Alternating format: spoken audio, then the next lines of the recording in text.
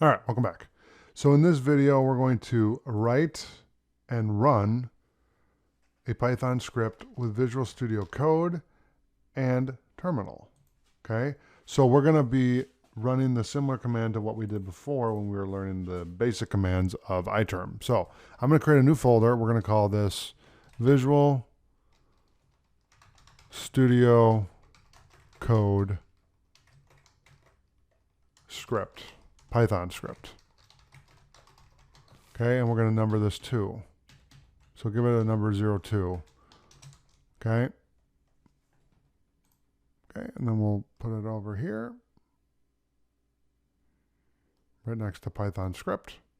And then what we're going to do is we're going to go to iTerm on the Mac, GitBash on the PC, and Terminal on Linux, and we're going to create a file inside of Visual Studio Code Python script, right from iTerm. So let's change the directory to desktop, and then let's change the directory to 02. Let's clear that and then do touch vsc.py. Okay, and then we'll do clear and ls. Okay, so we can see it there. I'm going to do clear, and then let's go into Visual Studio Code, and we're going to set up a project file. So what I want to do is I want to close out the extension here. Okay, so we'll close that. We'll do File, and let's do a Add Folder to Workspace.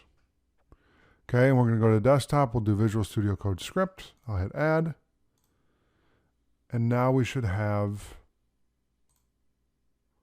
our project in there. Okay. We have vsc.py. All right, so now let's do print.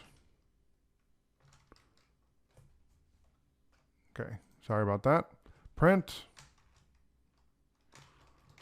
Visual Studio Code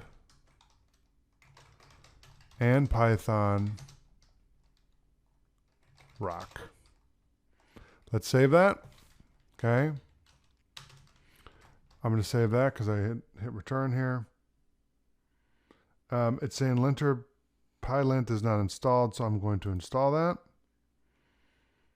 So if you get that pop-up, just install pylint. That's fine. Then I'm going to go to iTerm, and we're going to run this script. Okay. So what I'm going to do is I'm going to do Python space, and let me extend this out so you can see the formatting. There we go. So we'll do Python space, and we're going to do vsc.py. Visual Studio Code and Python rock. So that's how you write and run a Python script with Visual Studio Code and with iTerm, okay?